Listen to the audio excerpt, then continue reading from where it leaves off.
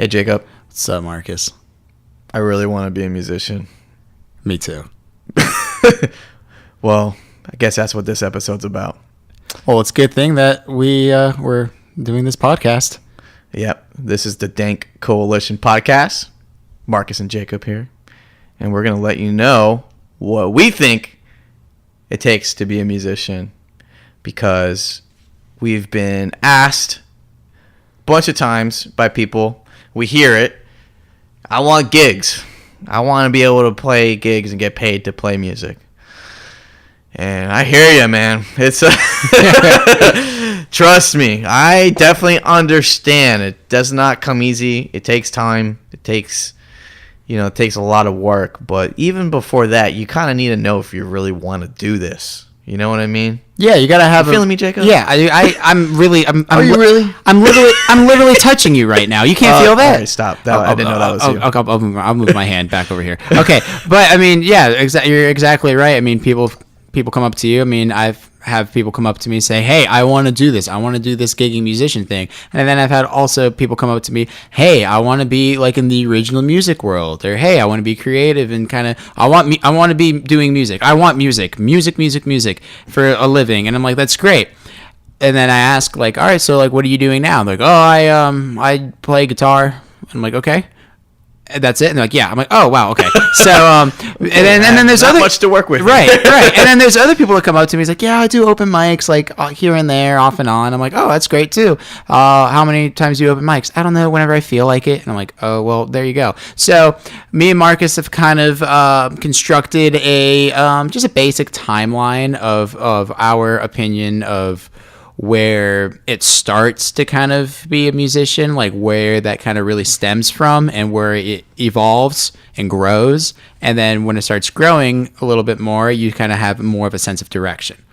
Yeah, totally. And obviously this is just kind of like a baseline, and it helps gauge, where you are on this timeline. Kind of helps you understand maybe what you need to focus on, but also it kind of gives you a little perspective on like, there's a wide spectrum of things that are going on and scenarios that will be happening that, if you really like music and you're playing music, and you might you're considering trying to do this for a living, kind of just allows you to go back and forth and kind of see where you're at, because, you don't want to skip any steps here.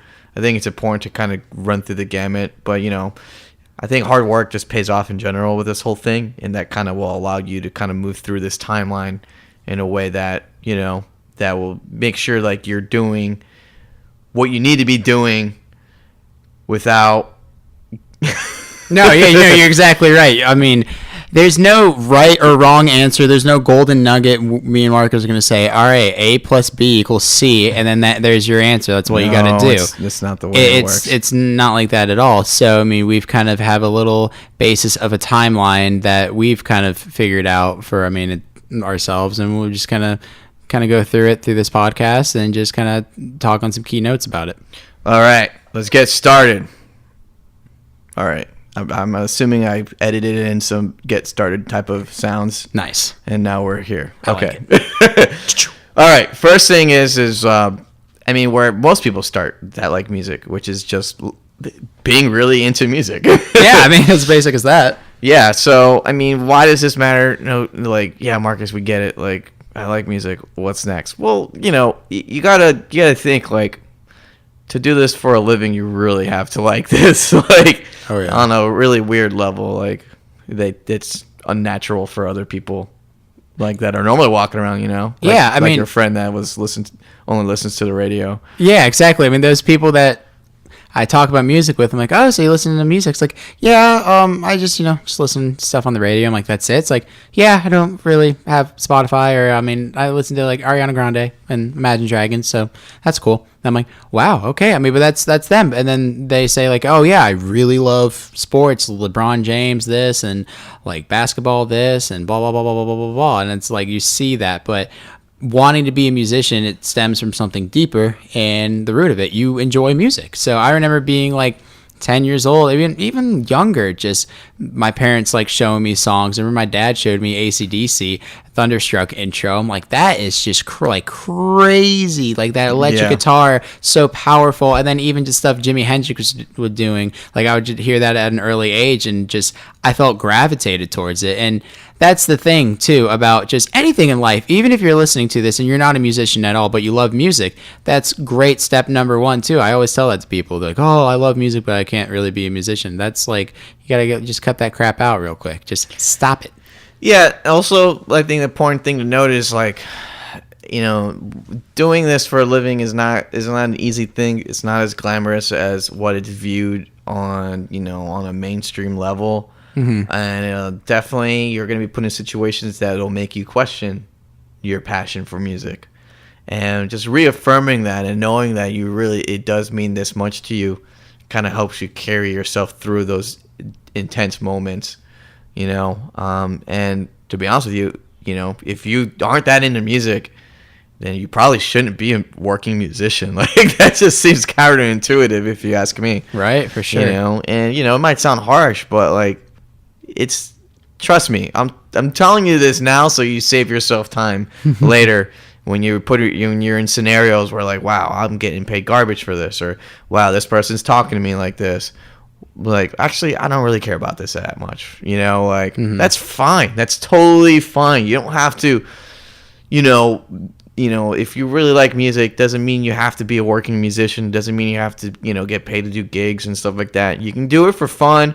You can do open mics, even if you do want to do some gigs at certain places, but you're not trying to take it seriously. The only thing I recommend is make sure you're getting paid appropriately for it so that you're maintaining a status quo for people who are doing it for a living. It's the only thing I would recommend in that sense, okay?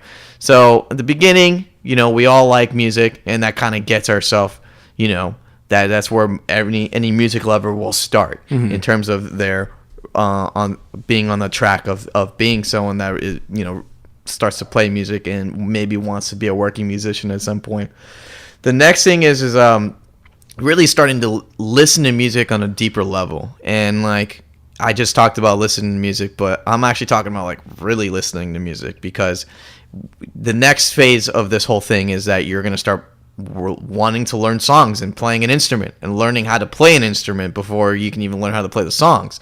So that involves what I like to call active listening, and we'll get into some stuff like that. Actually, a podcast with Tabitha Meeks, we talked about active listening. It's a nice little bit, Jacob. You're gonna dig it. Oh, for sure. Yeah, but so I'm gonna leave that. Just listen to that podcast episode if you want to hear a little bit more about what active listening entails. But just to sum it up, it's just digging deep on a song, hearing it over and over and over again, because that's really what it takes for you to actually learn a song. But even before learning a song, you got to decide to pick up an instrument and learn how to play it, right? Yeah. So, you know, so right there, that's the next phase, is like you're really listening to tunes, you're digging them, you're learning how to play an instrument, you're still listening to these songs, you know, on repeat, you know, or certain bands, you know, to get a certain sound that you really are into, a certain genre that you really like. You're practicing, you know, I always recommend getting a private instructor in the beginning. You don't have to, well, one thing too that some people don't understand is like, you don't always have to take lessons like religiously. You can just take a couple of lessons and work on stuff on your own, you know. I think like the best musicians have that curiosity within themselves. Like they are naturally like curious about playing and, you know, getting better at music.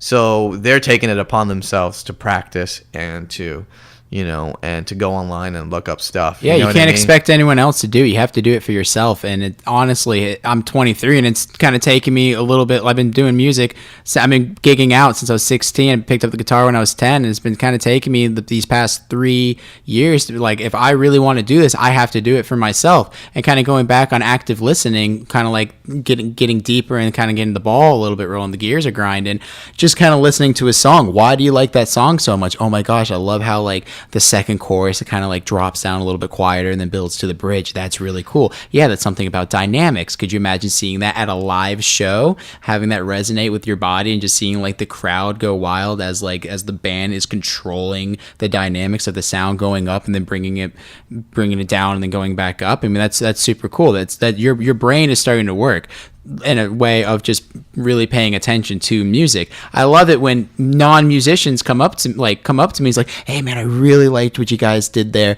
How right at the end of that verse, you guys just bam, stopped and then went right back in. How'd you do that? It's like, oh, we're just, counting, counting in our head. I mean, we just, we play a lot and stuff. It's like, man, that was so cool. You guys are so tight. And I'm like, that's awesome that you as someone who's not a musician, but a music lover, has caught on to that and paid attention to it. Yeah, totally. Those are the little things that you need to be, aware of, or at least thinking about, to kind of put yourself in the realm of, wanting to be a real musician, at least a real working musician. And these, just to kind of emphasize, these are the stuff, this timeline that I'm talking about are things that most musicians, I feel like, have gone through in one form or another that are working musicians, and that kind of encapsulates, really the progress of what's going on here. So like really the you need to have this stuff in place. Yeah, exactly. So I mean, it's the foundation of even considering if you want to be a working musician. Exactly. So I mean, it all starts with something deeper. You got to listen to music and then be like an active listener into music, just like kind of really diving deeper into the music you're listening to. And then with that being said, it's kind of like a call to action. Like you feel something deep down, like, wow, I'm actively listening to this. I want to try this. I want to do this. Like I want to pick something up, and it's a call to action. That's when something has a bigger meaning to it, like music. So then that kind of goes from listening to music, really listening to music, into taking action into picking up an instrument for the first time. Totally. Yeah, and just to wrap up practicing and stuff like that, I wouldn't be too hard on yourself in the beginning, but obviously the more you do it, the better you're going to get faster. That's really what it comes down to, and being open to other people's advice is really going to be helpful in this step, to really kind of round out what you're doing. And at some point or another, from practicing a lot, listening to tunes and trying to learn songs, most musicians start to going to, they want to go and like practice with other people, like they want to jam with other people. Maybe they are just like a solo act, like they just can sing and play guitar on their own or piano on their own or something like that, and they want to go out and just kind of perform in like an open mic situation. You know what I mean? When did that start for you? Like when did you? Because I mean, of course you like music. Really started listening to music. You picked up the saxophone or like the piano, I believe. Was one of your first things. Yeah, I picked up the piano like I was like 8. And I played for myself for fun at that age. And then I stopped playing piano, and then I got back into playing saxophone. But I played saxophone in middle school, and there's an interesting note is there's other people that they get into music through school. Mm-hmm. They go to public school or private school or whatever, and they play instruments that way. But a lot of this stuff still applies to actually being a working musician, because a lot of people go to play music at school. They don't do anything more with it other than just doing it at school. You know what I mean? Yeah. So this is really geared towards people that really like are super into it. You probably aren't listening to this podcast if you're not. But going back into that, I just remember being in my room just listening to songs and playing along with them. Right. No one was telling me to do it. I was just doing it. Yeah. So that's a good sign right there. Yeah, same thing with me. My best friend, Nate Beal, what up? He sold me like my first guitar when we were in 5th grade, and he just showed me a few chords, and I was just like in my bedroom just listening along. I mean, like I was just playing along to some Green Day stuff because, it was really easy to pick out, like all those power chords, but I was just like listening to it and just like kept going with it, and just...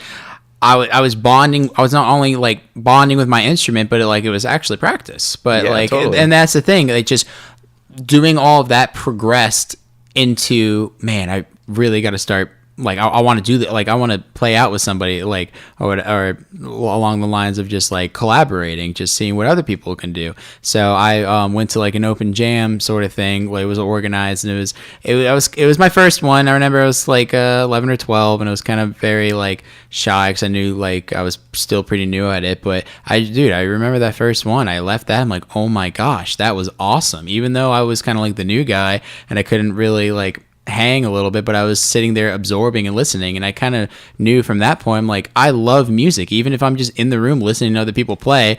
But just breaking out of that little shy shell of mine, that just opened a whole other door for me. So once I played with another person, or just kind of like a collective group, I'm like, damn, I caught the bug. Totally, man. Another side note that I want to make on this whole thing is, some people may or may not be going to live shows at this point. Like taking it upon themselves to go and attend a live music event. Mm-hmm. I know for myself, I did not for a very long time until when I got into college. Mm-hmm. It's just like the means of access wasn't really available for me to do so. But in a weird way, I never thought about like going to go and watch a show live. Like, just I don't know why, but like I was just so into just the act of playing music. It just never occurred to me to go and like go check out a live show. And not only that, but I think I play saxophone, so maybe that was a little like the relatedness of that was a little bit more difficult.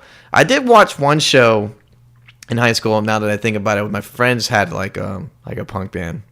And I went to they played a show at a park. Oh, nice! It was really cool actually, and it was a lot of fun, And I think that definitely kind of spoke to me because I could see them having a blast. They were in band with me too. Oh, nice! And so they in high school. So just watching them perform kind of outside of high school was very interesting. But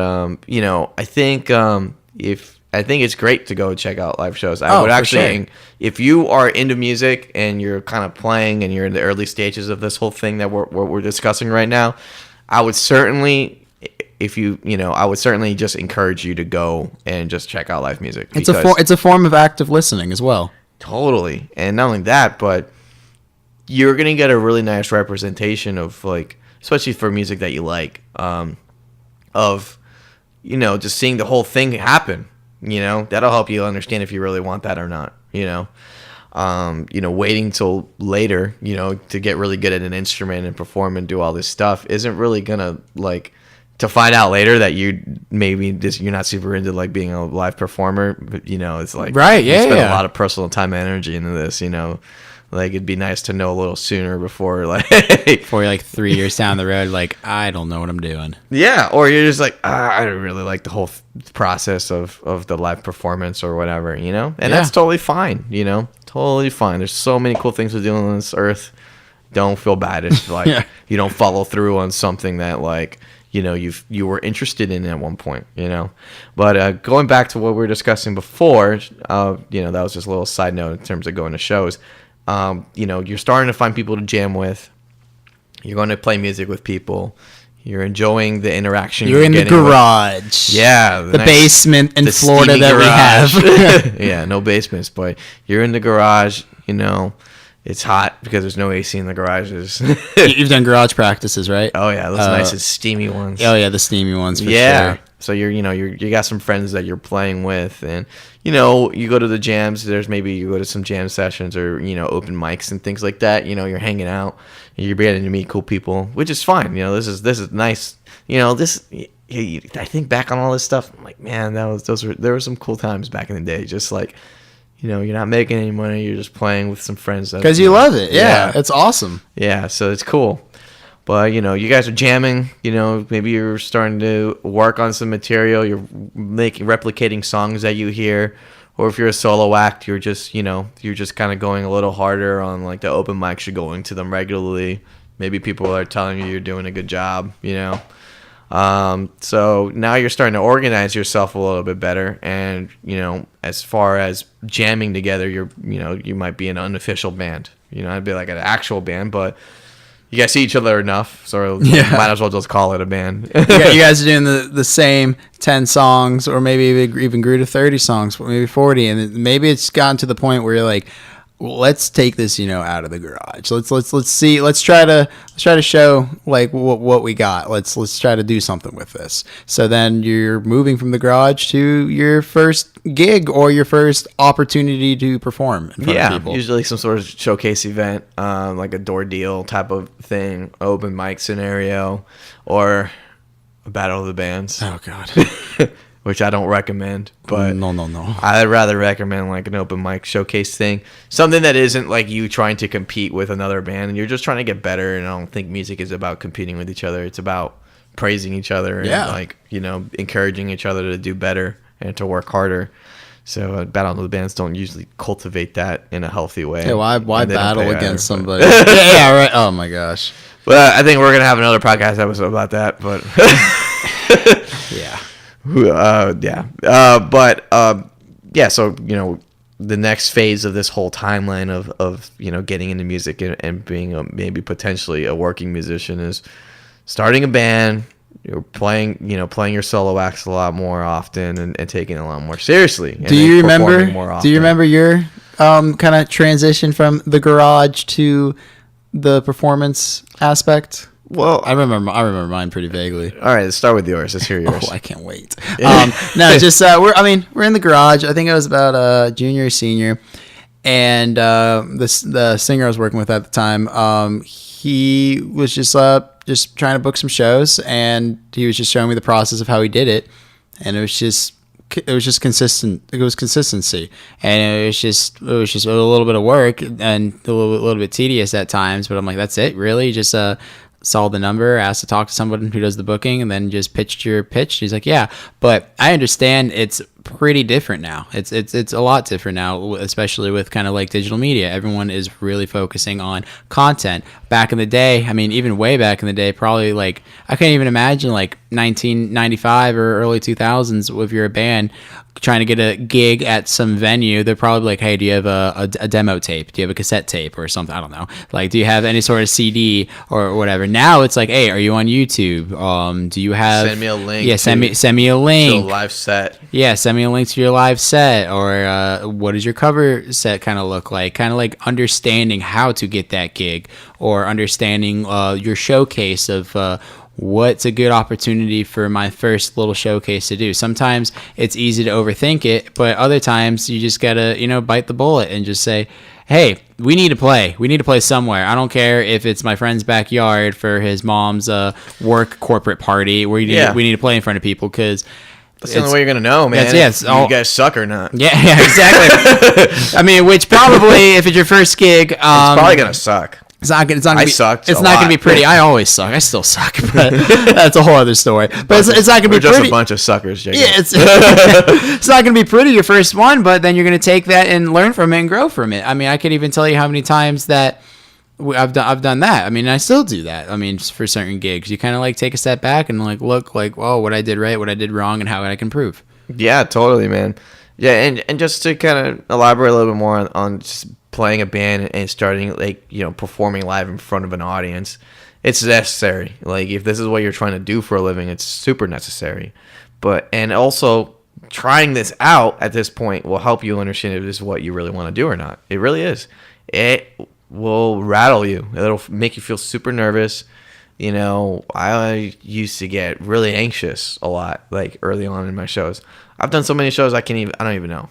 Probably thousands. Yeah, I can't. Maybe even more than that. I can't even tell you. I don't feel anything anymore.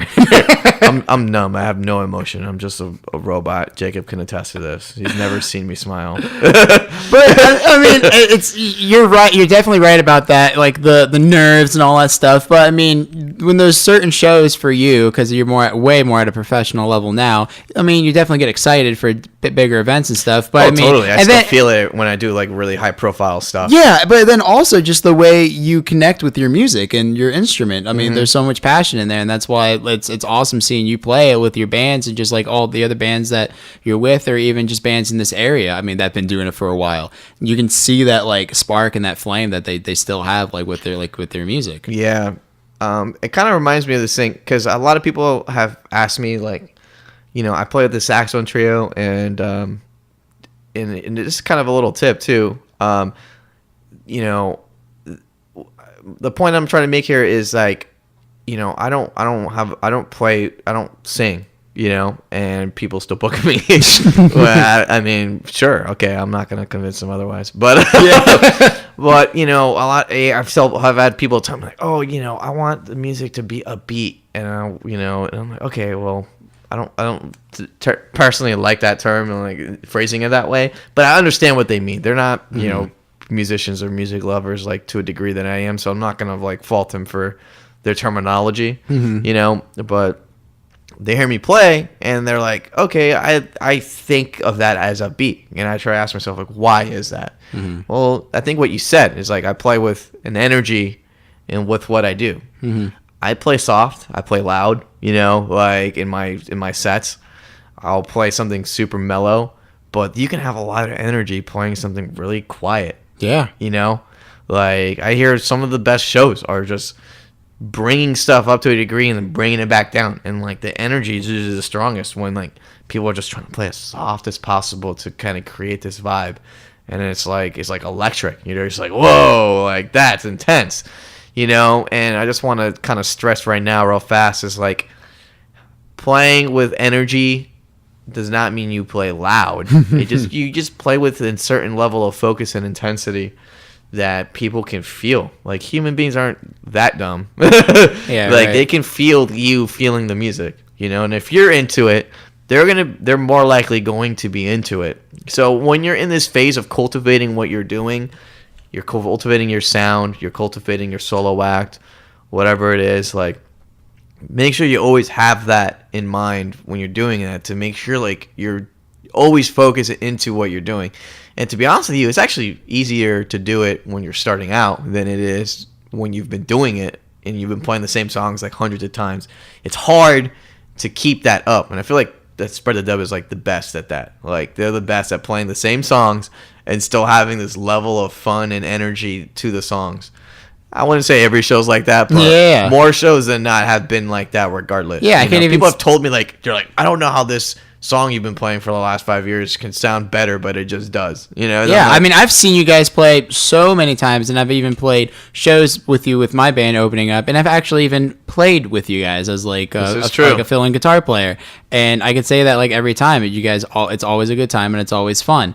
And just these are things you are going to learn over the period of time, and these are things you're going to be hearing as you're kind of making that transition out of the garage or out of like the practice stage with your band. You're going to learn by doing, and that's just the way to do it. I mean, if it's like an open mic with your band, like a showcase, and you sign and you're number 15 and it's only number 2 and you have to wait like 30 minutes and it's your first gig and there's people in the room, you're going to get an understanding of that. And then maybe you might be like, you know what, this isn't for me. I'm super nervous and I can't really get over this, but don't let that discourage you.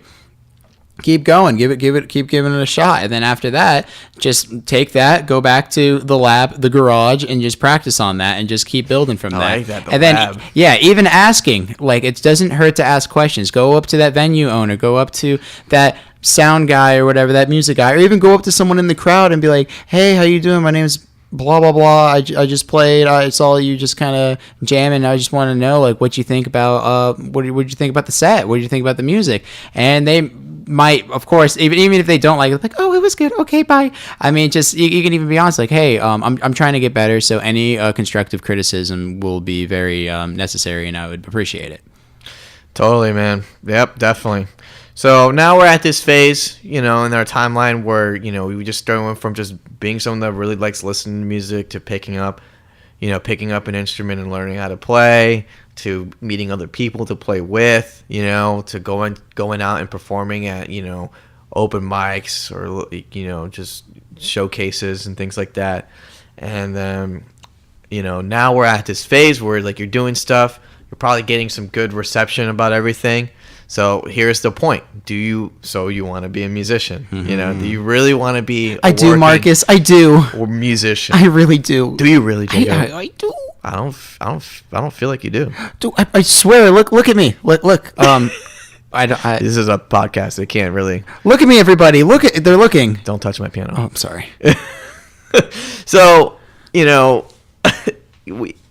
this is, we talk about this whole thing for this point right now is You can do all this stuff and really dig it and not want to be a working musician. And you shouldn't feel obligated to be a working musician because you have all the success and people want you to do it. Like, that doesn't mean anything. What matters is what you want to do with it, you know? Mm-hmm. And I've been to open mics and I've heard people just crush it, and they have like these great day jobs that mean a lot to them, and they like playing music, and they go and they sing these awesome songs. And I listen to them on a Tuesday night, and I'm like, yeah, that was amazing. I'm really glad I listened to that. And they're doing great jobs. A lot of them have like Amir, for instance, he's like an optical engineer. Like, that's some really important stuff right there.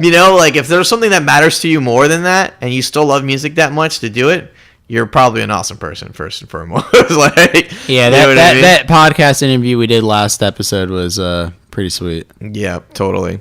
So check that out too if you didn't listen to that, the Moscow Project, Gilly and Amir interview sesh / commentary.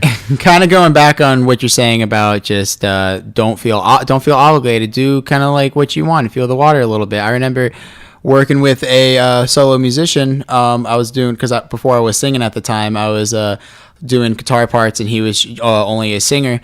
And his only experience in front of people were just kind of open mics. Like, he would do a little open mic, had an incredible voice, go up there and sing like 2 songs, and everyone would clap and cheer, and then he'd get off. And then I was showing him the world of gigging, the gigging musician world, and just getting to a gig at an appropriate time so you have enough time to set up your gear.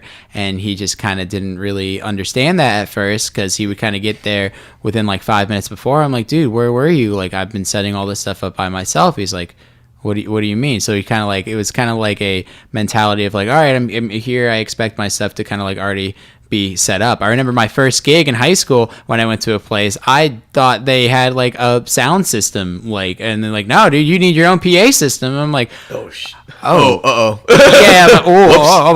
like, oh no. Like, it's just like, you learn by doing, and that's like what I kind of always say. But and that's another thing. Like, and I started realizing the more and more I was kind of gigging with this duo partner of mine, I started thinking, like, maybe this is not really what he wants to do. Like, this is what I want to do. And I don't really want to kind of guess what people want to do. Like, that's why I want to be self-sufficient. That's why I kind of started singing like 7 months ago. I want to be able to just pick up and go do a gig because I love music so much. If he wants to sing his 2 songs at an open mic night and have people come up to you and say, oh my gosh, you're incredible, you're the best singer I've ever heard, blah, blah, blah, blah, oh, thank you so much, that's fine. That's what he wants to do. But if I want to go on the road and play a show here, do some of my favorite covers and sprinkle my originals in there, and captivate, whatever the word is, and just kind of make a little bit of a movement there and create some energy and connections, that's what I want to do. Totally, man. And at this point, it's important to be honest with yourself, I think. Like, that's so true. You have to be. I mean, like, this goes beyond music, I think. This is just life. Yeah. Like, your life isn't going to be like one of these TV shows or freaking American Idol, which I feel like definitely ruin people's concept of what a musician's life is and should be. And definitely going to be a podcast episode, Jay. We're going to talk about music and pop culture. Faux show. All right? Oh, I can't wait. I apologize for me saying that. I will never... It's remove R's from words ever again. It's for sizzle. Oh, okay, cool. Sweet. And I'm not even saying that right. So, in this juncture, take a step back, and think about this, And if you feel like you do want to do it, well, I got a couple things I want to let you know about before you want to consider it some more. Because you might not have the experience of all the stuff that me and Jacob have dealt with as being working musicians. So we want to clue you in on some things that you would have to deal with in terms of being a working musician. And just think about these things and what we're talking about and ask yourself, do I want to put up with this stuff? Right. You know what I mean? Is this what I want to deal with on a regular basis? Because if you don't, that's fine. And speaking and I'm of glad that, I told you about it now before you do it and you ruin some aspect of your life that maybe you wish you didn't. Some people's lives are kind of work out better than others in terms of all this stuff. Right. And speaking on that, do you want to put up with this? I started gigging out when I was like 16, 17, and you can already imagine just a 16-year-old kid walking into a restaurant bar. Hey, can I speak to the booking guy? And you're talking to him face to face. Hey, I would like to play a show here. How old are you, kid? I'm 16. Get out of here. It's only 21 older. I'm like, oh, well, damn, okay. And then people giving you opportunities, and then even people trying to take you seriously. And I've had that constant struggle so many times. And I really want to give a special shout out to Matt Krug. That's how you say his last name, right? Krug. I don't know. I'm sorry, man. We're terrible people. Yeah, I have a speech impediment, but I really want to give a special shout out to him because he does the running of the bookings of this and that. Does a lot at Propaganda down in Lake Worth, and part owner. Yeah, I remember playing there at an early age and getting off stage after doing my set, and he would just kind of give me constructive criticism and be like, hey man, I like what you guys did here, maybe consider doing something like that, or hey, maybe you guys probably shouldn't really do that time. I mean, that was kind of tacky in a way, but like stuff like that I will always remember. And just the fact that he took his time not to just be like, all right, get these little shits out of here. Here's like your whatever money, just go. I mean, he took the time to come up to me and be like, hey, can I talk to you for a second? Okay, sure. What's going on? Hey, I really enjoyed your set. I just want to say this. These are good pointers. You guys are young, and just keep going with it. Or just, hey, what was up with that set? Stuff like that goes a long way. So don't get discouraged, and don't really kind of don't take constructive criticism the wrong way, because I can't even tell you how many times, even me playing at an early age, someone comes up to me, it's like, oh, you think you're hot shot? You think you're hot shot kid? And I'm like, what? Hot shit shot. Yeah, hot shit shot. I'm like, you think you're good? I'm like, what do you mean? It's like, oh, like I can play guitar too. Let me see that. I'm like, no, you're not touching my stuff. And just like people think they can like take advantage of you because you're like a young kid wanting to do something. So definitely, that's why I kind of want to touch on that. All right, I dig it, man. Totally. So, you know, yeah, there's a bunch of stuff that you're gonna run into in terms of, you know, when you're trying to be a working musician, that, you know, if you knew about that in advance, maybe you wouldn't want to do it. So this is what the section of the podcast is going to be about. Yeah. So the first thing I want to do is just kind of like summarize the timeline thing that we just talked about. You know, the first thing in terms of considering everything is like, know where you are in this timeline, you know? Yeah. Understand, like, you know, if you're still, you know, working on tunes and trying to make them sound better, that's where you need to be. Like, don't think like you can start doing paid gigs, and like, you know, some venues will let you do that, you know, especially because like, one, they're probably not going to pay you very well, and they know that, so that's what they're going to do. So be aware of that and be honest with yourself about that. Not only that, but by like playing, like, you know, not working on these tunes and not having a good show, you know, you're not working on that as a band or as a solo act, and you're not playing that well, and you're getting paid like not very well to do it to begin with, you know, like less than $50, you know, $50 or less, I think more or less is like not really great. I mean, I would say less than like 100, 150 a person isn't that great in general. But, you know, I'm at a certain level, I guess, where that I'm looking to make more per show. Yeah. In general. But, you know, that's just where I'm at in the working musician's timeline, which has its own timeline. Mm-hmm. You know, but just to kind of reiterate, like, understand, like, you're not doing anyone any justice. You're playing these songs bad. You're reinforcing yourself playing them badly, so you're not going to get better. People, the audience, you know, if you're just, you know, if people aren't really listening, it's like a dinner crowd or something like that, you know, they're not going to go in and say something. But also, if you don't sound good, people are more likely to say something when you don't sound good than they are to say when you do. So true. And what I mean by that is that people are more likely to tell the management that you don't sound good than they are to tell you that you sound good. You know? Yeah, that's like, they're not gonna walk up and tell you sounded bad. You know what I mean? Unless they're probably like really drunk or something like that. But, you know, they're more likely to tell you that you do sound good if you did. And they're not usually gonna tell the management that they sound good. I always tell people, like, oh, if you really liked it, go and let the staff know. You know, because the reinforcement of the staff and the manager to be like, wow, this person went out of their way to tell me how good the band is. They must not suck. But go back to my main point is that you're not you're not only doing yourself any justice, but you're also, you're also lowering like the expected wage of what real musicians should be making. Yeah. Which is a problem for working musicians, especially probably musicians that you like in the scene. What you don't want to do is get paid garbage to do a show, and then these guys who, we've all established a certain pay grade for what these places are going to offer us, who are doing it for a living, now are having to deal with this as an issue. And who take it seriously. So could you imagine going into a restaurant and you just, hey, can I just have a burger? And it's like, sure. And it's like, yo, this burger is not even cooked. It's like, yeah, whatever. I'm not working. I'm not getting paid to work at that yeah. So I'm not getting really paid to work. It's like, well, if you're not going to really give me a good product, I'm not going to pay you that well. So that's what, like, kind of taking it back to like a musician standpoint. If you're kind of just like being lazy with it and you're not really like on the ball being a professional musician as far as like really honing in on your songs, honing in on your craft and your instrumentation and your vocals and your music, the whole package, you're gonna put a bad taste in their mouth. And kind of going on what Marcus is saying too about pay grade, don't be shy about it. I'm not saying, like, if someone comes up to you in the bar like, hey man, how much you making this gig? How about you, excuse my French, frick off. Just get out of here. It's none of your business. But I mean, me and Marcus talking like, hey, let's talk about that like festival. Like, what do you usually get at like playing like a good festival? And Marcus tells me his. I'm like, oh, well, I got his. Like, dude, you should not like lowball yourself that way. You are good enough to be better. Yeah. And the more you earn for these gigs, the harder it is to gauge where the low ball level is. It just varies with different places. Venues have different budgets, and you got to understand that and work with them to do that, or provide a certain type of music act that will be conducive towards that. If they can only pay $300, I'm not bringing more than 3 people to a gig. Like, I'm trying to make everyone money and make sure everyone's working, on a regular basis. So, yeah, I mean, and there's a little example of some of the things you have to deal with as a working musician too, is like having to negotiate pay.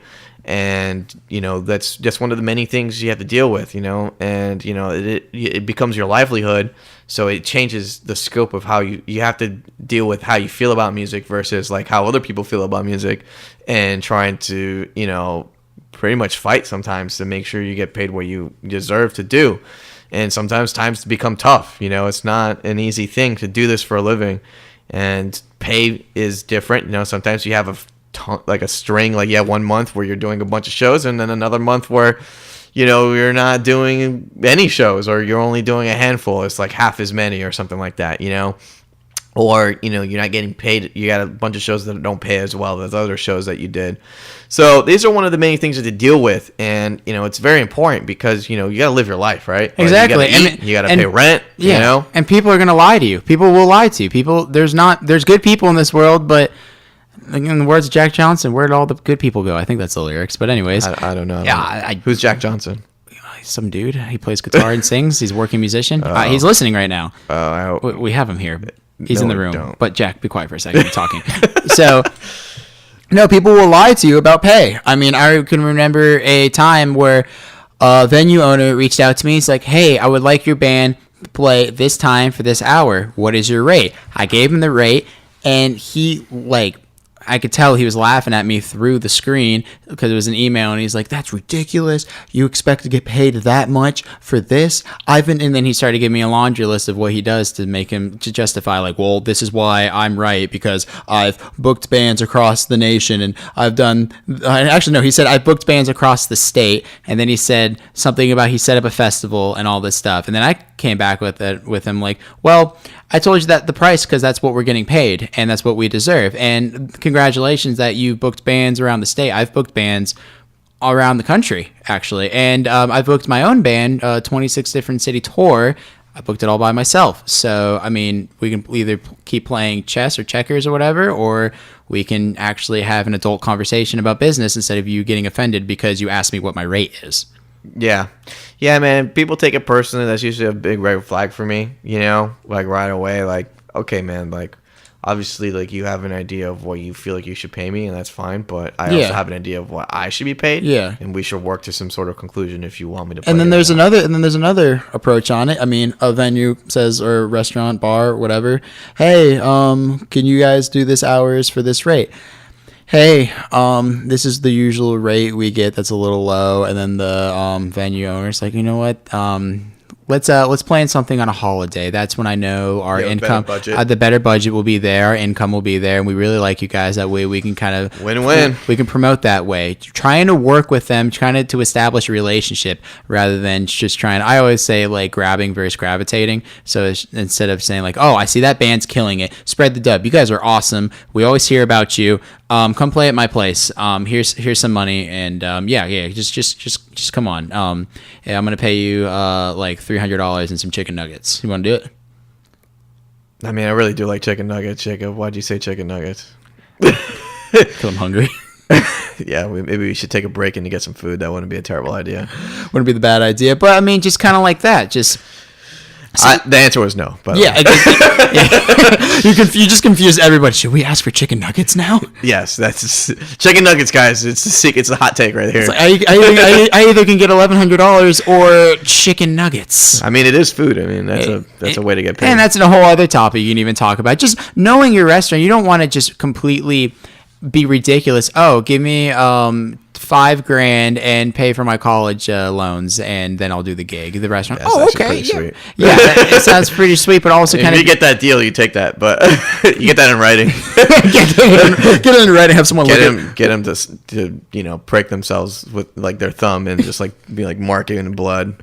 Have them look it over. Have someone else in the room look it over, and then just They can mark it in blood too. and just frame make that. But I mean, just having an understanding, having a realistic understanding too, and also trying to work with people. Because I remember there's a place I really want to play at, and I understand their budget's not too big, so trying to make it work in our best interest, giving that a shot one time, maybe that works. Hey, you saw the opportunity we brought to you with bringing this crowd, making this great event. So what do you say the next time we get X amount of dollars? Okay, we can definitely make that work because we have more of an understanding of what you guys do for a live show. Yeah, and if having these types of like battles, these dialogues with venues is not something that really appeals to you, or really don't like it, one, get someone else in the band to do it if you still want to play music, or two, like if you're a solo act and it really bothers you that much, like it's just you're not really that into it, it really turns you off, then obviously don't worry about it, Mm-hmm. But going back to like the whole pay thing, really it's like doing this for a living means like the way your lifestyle is going to change. There's a lot of things. You're going to be in a nightlife atmosphere, and with that has its own challenges. Like you're going to be offered drinks. You're going to get all this stuff, and that's great and all. You know what I mean? But there's definitely a balancing act with that whole thing. And like partying is fun, and when you're young, it's great. But also it's a slippery slope, and it can lead to some dangerous outcomes if you're not careful, and if you're not disciplined with the whole thing. The thing you got to understand is like you're playing in a band, and now you're a working musician. It's a job now. You know what I mean? Yeah, And absolutely. if you're sloppy drunk and you can't enunciate anymore to do your show, then you're not performing, and you're not living up to the money that you agreed on trying to get from the venue to do that. It's like, do you want someone working on your car who's wasted? You know what I mean? Like, oh, hey man, like, yeah, partying's fun, but not when you're working. You know what I mean? And like, just keep that in mind. I'm not saying not drink, don't do whatever it is that you like to do, but like, just make sure like you're not taking it too far, and you're putting on a good show no matter what. Really, because you're a product to the venue, and you need to understand that, and be okay with that too. If you're not okay with being perceived as a product, then maybe being a working musician isn't for you also. Yeah, exactly. I mean, no one's a perfect person. I mean, there's times where I can remember not being appropriate. I've been wasted at gigs, man. I've done it. It's not fun. The times that it's happened, it sucks. And like I realize like the feeling like you're gonna throw up inside your saxophone is not really what you want to gosh. be. It's like it's not. And it also just kind of puts like a almost like a false stigma of like, this ska band just came in and they just just destroy the place. The place is on fire now. How did that? I don't know what you're talking about. How did that even That's never happen? happened. Stop talking about it. How's this like? There's like, or is this like a soft acoustic band? Now everyone's sleeping. Like it's it doesn't make sense. Yeah, man. So, just make sure, like, you understand that there's a line that there is now. Like, if you're playing for fun and you're not getting paid, sure, get wasted. Make even there, like in an open mic scenario or whatever, like, they might not want you to get back on stage if you're going to be a train wreck every time or whatever. But, like, understand that, if you're a little late and you go on stage and, like, you mess up, then that's fine. Like, we're all watching you and we're having a good time about it. So, like, it is what it is. But, like, if you don't like that feeling, then don't do that.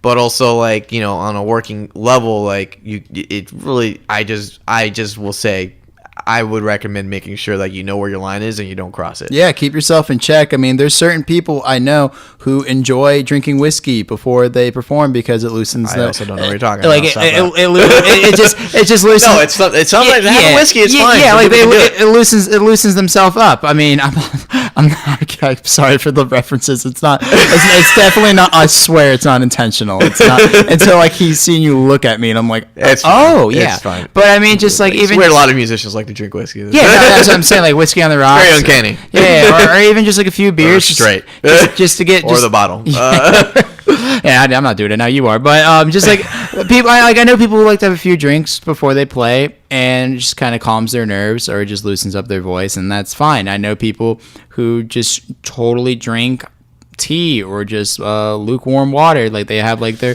or they drink towards like the end of the show or something like that. Exactly, because they just know their limits and everyone works in a different way, and you just got to be honest with yourself. This whole thing, like, I feel like if we could sum it up in like one thing, is just being honest with yourself. Like this whole thing, so you want to be a musician, is just like, well, be honest with you. Do you really want to be? Really think about what it takes to be a working musician and consider the facts. Let's talk about a couple more situations of whether or not you'd want to be a working musician. We were going back to pay, and that for me, like, making sure like the lifestyle is going to change, like the partying and all this stuff, but also like how you get paid is different now. It's not like you have a 9 to 5. You don't have a regular working job like you clock in and clock out of. You really, it's dependent on you whether or not you get paid, right? The amount of work you put into it is the amount of work you get back, but also to a degree. You know what I mean? Because, it's a learning process, and sometimes some months are going to be better than others. And because of that, you need to budget in a different way than most people would, right? Yeah. If you have a regular paycheck, you're like, all right, I splurged here, so I'll just be a little bit more frugal next week, and then, I'll still get paid the same, so whatever. It's different with a musician because it might be like a full month that you're just not getting paid well. Yeah. So that means like you need to just, I think I always advocate like having a really strong savings account, putting a lot of money away, having a couple grand even, like $2,000, $5,000-$6,000 depending on like where you were at in terms of like how much money you rake in on average being a working musician.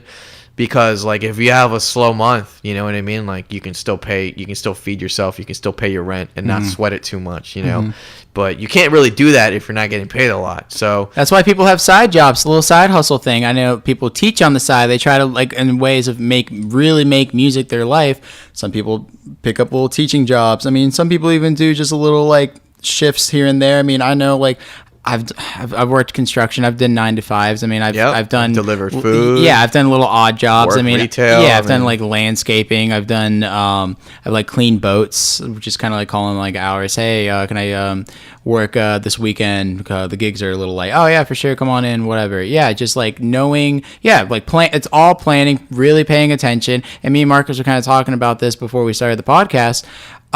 Just talking about certain shows, like way out of the way, like out of town, where you have to get in your car for a little bit longer than an hour. Yeah, like your standard rate of whatever it is, if it's $100, if it's $80, if it's $200 of whatever you're getting at your local gig down the street. But if you're having to travel in your car a whole hour to go out of town, wait a little bit, maybe you're gonna get hungry, you have to buy some food unless you pack a lunch. Then coming back, you're putting miles on your car, you're pputting stress on your tires, and you have to put gas in there. That's all expenses. Yeah, and it's all expenses. You have to really keep account. Yeah, and that's the thing. Like, you got to be a lot more mindful about what you're spending on, the gear that you're buying and stuff like that.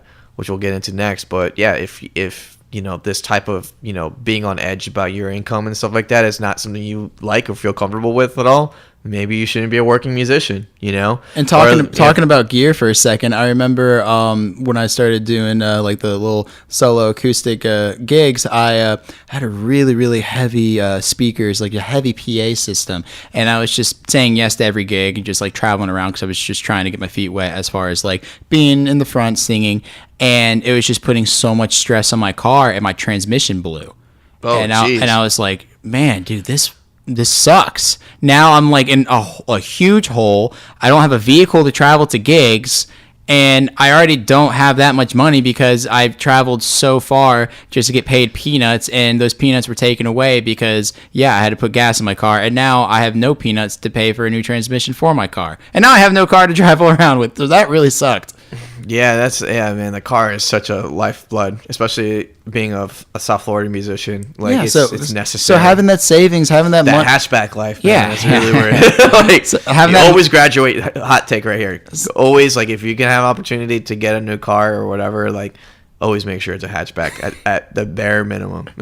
So having that money saved up, because you never know when your tire is going to explode. You never know when a freak accident might happen where your savings will come in clutch right there. Yeah, your health might be gigging. You're something like with your health. I mean, I'll say this real quick. Good friend of mine who I did duo acoustic stuff with, Tony Norwillow. He had a really scary accident happen. He dove into a pool that was way too shallow, and he shattered his C6. It's right behind, kind of like up by your neck, I believe. It's on your vertebrae, and he broke his neck, and it was really scary. He had like immediate surgery. They cut him open, moved his windpipe, and they fused the C5 to C7 together. And luckily, he is alive, and he's doing very well. That could have been a result of something else, but now That's crazy. Yeah, he's got. I mean, he's a working musician too. So I mean, luckily he's very smart with finances, but still, this sucks for him. I mean, and that it took away some of the nerves in his hand. He's been having to do all this crazy rehab to kind of build that stuff back up. Mm-hmm.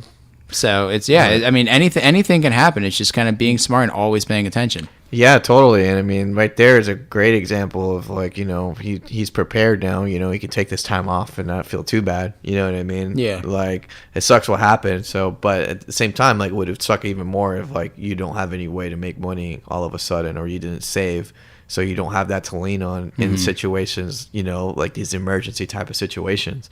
And that's what we're trying to get at right here. Another thing too is like, in terms of wanting to be a working musician, you need to have a certain level of quality gear, Oh yeah. which means that you need to invest in yourself. Yeah. Which means that if you're doing shows with bands and you're making money, that some of that, initially you got to be on it. Like the reality is that I think, in my opinion, it's always best to put a lot of the initial shows that you do, put them away, like put the money away. In a bank account or something like that, savings, high yield, if preferably, so at least you make something back, before you make decisions on spending. I mean, it's like dollars, but like at the same time, like any way you can make money for yourself. I mean, like, why not? Those types of things will be helpful for you down the road. And if you're really relying on the money, then you can't invest in yourself. You know what I mean? Mm-hmm. Like, you're taking money from the gigs to pay yourself because you're making a living.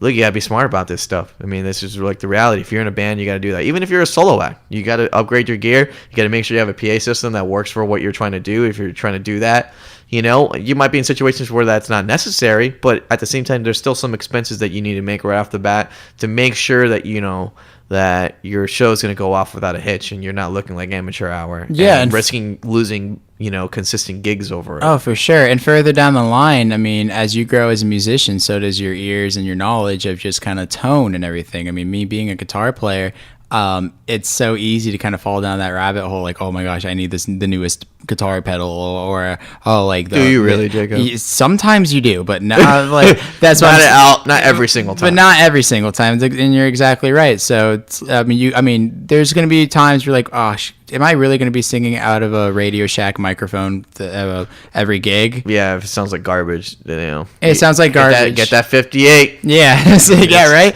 Sounds like garbage. My musician friends are like begging me to change it up, and they're even like offering me their microphones for cheap to sell, and like taking like an opportunity like that would be good. Yeah, just keep your eyes and ears open. You know, you'll find some good opportunities to upgrade your gear, help another musician that's trying to upgrade theirs. You know. Even doing some trades or whatever. I mean, but it's easy to fall down that rabbit hole of just like, oh, I have to have the latest gear. I have to have the new gear. Then you're way more focusing on just the product rather than the product as far as the flashy things rather than just like your craft. Totally, man. Yeah, definitely. Just goes back into just the financing thing. You know, if that's not something you're cool with, or you don't want, you know, to be burdened or like feel like you're having to limit yourself in what your gear options are, you know, then maybe being a working musician isn't for you, because you got to make these hard choices. Yeah, like an example for me, since I've been playing out by myself, I have one floor monitor and then I have one main, so it just kind of shoots out. Now that I'm going to be kind of playing with a band, I know I'm going to have to really kind of update my sound stuff. You need to upgrade that PA system. Yeah. You need 2 mains. You need a mixer. Yeah.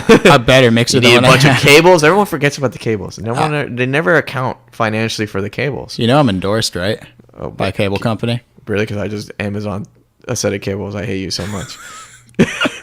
Well, I want to throw something at you, but I'm like...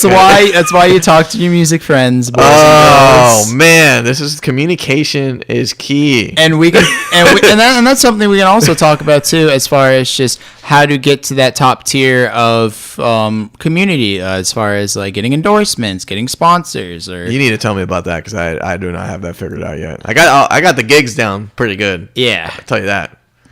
But I don't have the endorsement thing. That's going to be a great episode. I'm going to write that down. Yeah, podcast episode. That'll be fun. Sweet.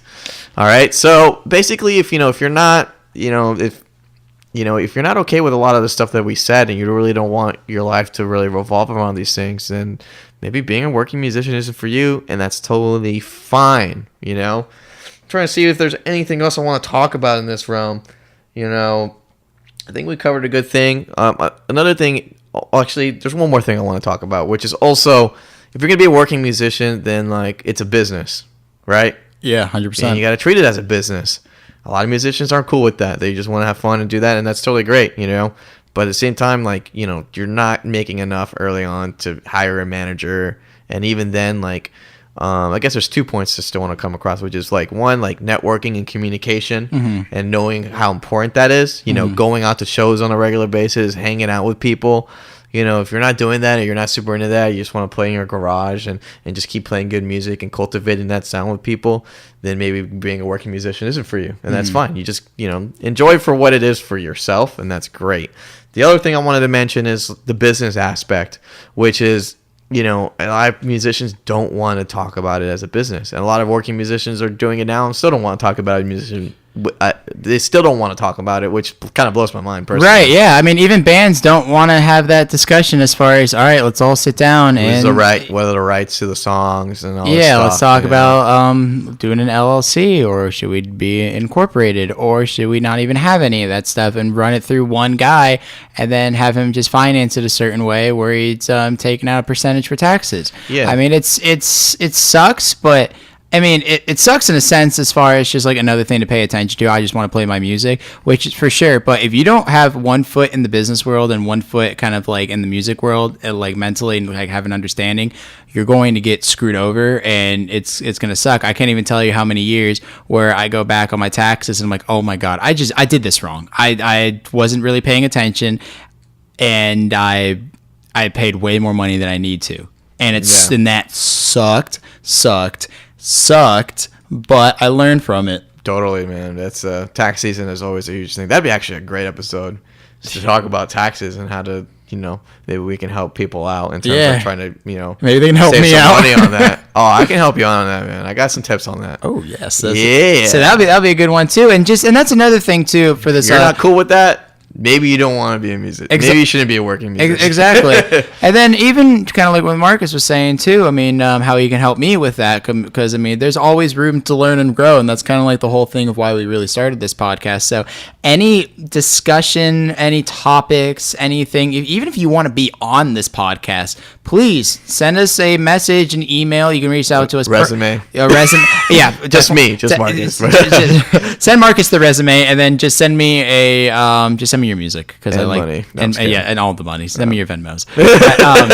No, I mean, just even if you want to be on the podcast, just let us know. I mean, Marcus is always having people come through, do some simple interviews without me, but that's fine. I'm sorry. Tabitha drives a hard bargain. Yeah, it's a great episode, though. You're gonna listen to it. You're gonna love it. I'll be the judge of that. Yeah, totally. And it'll be the next episode probably, or before. We don't know how we're gonna order these quite yet. But. We'll surprise y'all. Well, actually, no, it'll be more of a surprise for us. But you could follow us on our social media stuff. My name's Jacob Taco, spelled with all K's. That's Marcus. Give your little personal plug if you want to. Oh, my name Marcus Hernandez. You can catch me on Instagram at Marcus Sax, MarkisSax. You can look through Public Sounds and find me that way. I'm usually the one dealing with emails in that realm, so that's totally cool too. And hit me up at Facebook, facebook.com/Marcus Sax. Yeah, the Dank Coalition. We'll plug that social media stuff when we have it. Yeah, totally. Which we will before these things get released. But that's the thing. It's little secret now is exposed. Like, we definitely are just recording a bunch of episodes now, and then just going to be releasing them on a regular basis for you guys. So we're just doing it, and you should be doing it too. Do it. Do all the things. All right. The last point I want to make is something that I hate to do, but I still do it because I want to be a working musician so much, Jacob. What is it, Marcus? It's maintaining a website, maintaining social media presence, all this stuff. And really, I mean, like, going back to the whole business thing, it's a business, which means you need to have your forms of communication and the way people can talk to you available. And you need to have these lines open so that people can look at what you're doing, see if they want it.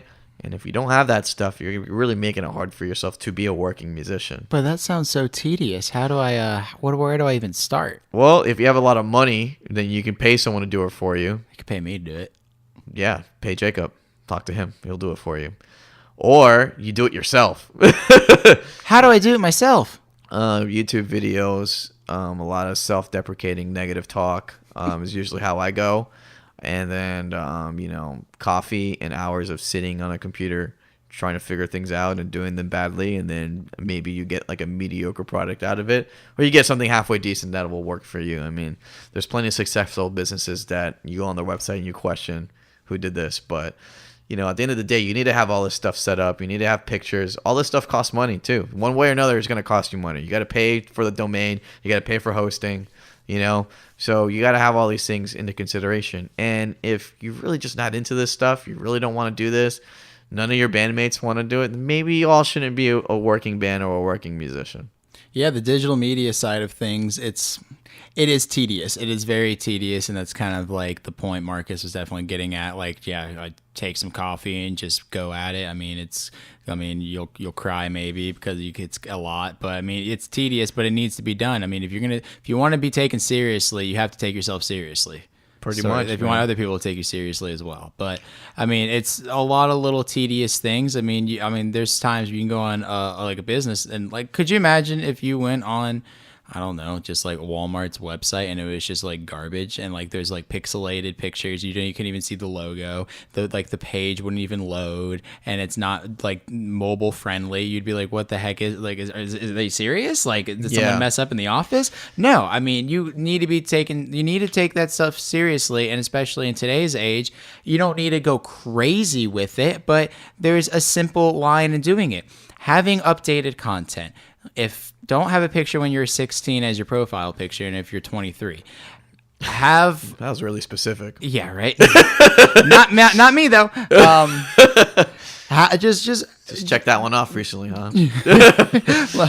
no, I still have it up. But just kind of like understanding your brand. I mean, you don't have to go too crazy with it, but just having like updated pictures, just being on top of it, like using it as a form of communication. If you want to reach out to a venue and say, hey, check out my online stuff, and if there's nothing up there, they're going to look at that and be like, well, there's nothing here, so what is that? Why would you tell someone to check that out your website if it's not even functioning? Yeah, what does that tell me? If you're telling me to check something out, there's nothing there. Kind of be proud of the product that you're putting out, and then use that as a tool to kind of uplift your music and your craft. Yeah, totally. I mean, it's just a recent example is that like the trio's been popping off, so I've been booking some more expensive shows. And, you know, the same dialogue, when you get to a higher tier of better paying gigs, like, you know, they're actually more demanding about, like, what the type of stuff that they want from you. They want to see a website. They want to see bios. They want to see pictures. They want to see, you know, a live set of yours online that they have easy access to, that they can share really easily. You know what I mean? Like, they want more information from you. And if you can't provide that, then you're just shooting yourself in the foot, you know? And if you have that, and you have that, keep the venue or restaurant bar accountable to have that too. I can't even tell you how many times where I go in and they're like, oh, well, you didn't bring people, Jake. I'm like, well, you didn't even put anything on Facebook, Instagram. I don't even see a flyer printed out and posted on there. You have stuff from last month on your website. It needs to be refreshed and updated. So you're gonna literally look at me saying I didn't do my part. You like keep them accountable too. I've had that so many times happen to me. I do digital media, online marketing strategy, brand stuff. I mean, I do it with my band, and I learned a lot from that. And I have a little side thing called Musicians Daily, and I got lucky from that, and it kind of blew up a little bit. And like I've said this for the fourth time now, learn by doing. Like you'll be trial and error. Maybe this wordy caption's not going to be, well, maybe I should just say, hey, Friday night, down the street, be there this time, and a picture of you playing guitar. There's a little flyer, and then tag the venue in there, and then text the owner, hey, I just posted this. Do you mind retweeting this or posting something as well? It's like Instagram in a nutshell.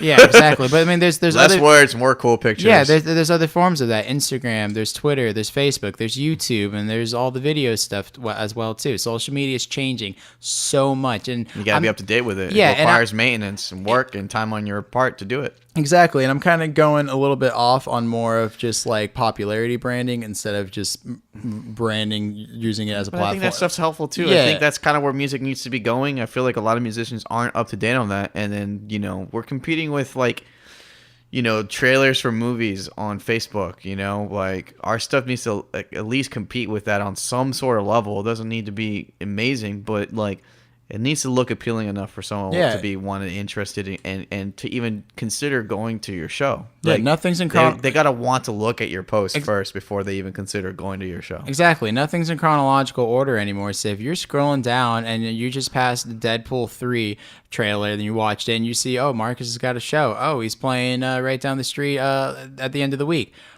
Like that, comment on that, because just the way the algorithm works, I mean, you're creating engagement there, and it's going to boost that post a little bit. So it's just win-win for the community. Totally. And, you know, just to sum it up, you know, this whole thing, you know, the whole social media game and stuff is really, you know, something that you have to put a lot of time and effort into. Something that I know I can do a lot more of, but I'm working on it behind the scenes to try to set myself up to do that better. But if this is something you're not really into, and the people, you know, and it really turns you off, then maybe you shouldn't be a working musician, and that's totally fine. It's totally fine. Like, really, like, I can't stress it enough. Like, life does not have to be a certain way. Being a musician doesn't have to be a certain way. You don't have to be a working musician. You could be a part-time working musician, full-time.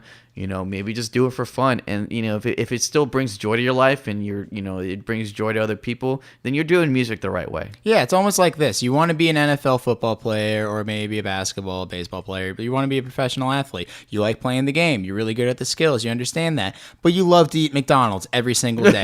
That's not going to pay off in the long run. You need to treat your body professionally as you're on the field playing professionally. So it's kind of like saying, in another sense, I'm a musician. I want to be a working musician. I want to be taken seriously. But if I look at you online and there's nothing really there, or maybe it's old stuff, then it's not going to work out. I mean, there's people, I'm not saying this is the golden thing for everybody, because I do know people in this area that don't have a online social media presence, and they're still one of the most booked people in this area. And you probably know who I'm talking about. Yeah, totally. Yeah, exactly. So, I mean, it's not going to work for everybody, but for him, he's been doing it for a very long time. He's developed relationships. He's a very personable person, and I love him so much. And if he's listening to him, if he's listening to me, text me. Late night. Totally, man. So, yeah, but I do have some good news, Jacob. What is it? That, I mean, if you're listening to this right now and you're thinking about trying to do this for a living, well, you have access to some great information that most people don't. And I did not. No one told me this stuff. I went to college and they didn't tell me this stuff. You know what I mean? I'm still in college and they're not telling me this stuff. So, and me and Jacob did this through just doing it, and dealing with these experiences. Someone telling us that we suck, or someone telling us that, like, oh, you don't have a website, or you don't have these videos, or just losing opportunities, missing out on them. We had to do it the hard way. And now we're telling you in advance, before you even do anything, what some of the main things you have to consider before even being a working musician. And why is that good news, Jacob? I don't know why, Marcus. Oh, I was hoping you knew. Well, I'm kidding. I know everything. Oh, no, I don't. But what I do know is that you just, after listening to this episode, hopefully, you get some really good perspective, and this might encourage you to actually be in a better position to be a working musician. And what I mean by that is that you know all this stuff before you've even done it, so you know to set yourself up life-wise in a manner that can actually give you the best possible outcome of being a successful working musician. So pat yourself on the back for that. You don't have to go through all the hot messes of, rejection and, depression and anxiety and drinking and just me. Huh. Okay. Okay, Jacob. We're good. Okay. But, yeah, take advantage of what we just said and weigh it out. And give yourself a plan. A plan of action, I think, is the best way I can recommend. If you really want to pull the trigger on being a working musician, think about all the stuff that we said and organize it in a way that, give yourself a long-term plan. Maybe you need to save some money, to get some good gear. Maybe the band that you're in should be putting the money away instead of paying yourselves out.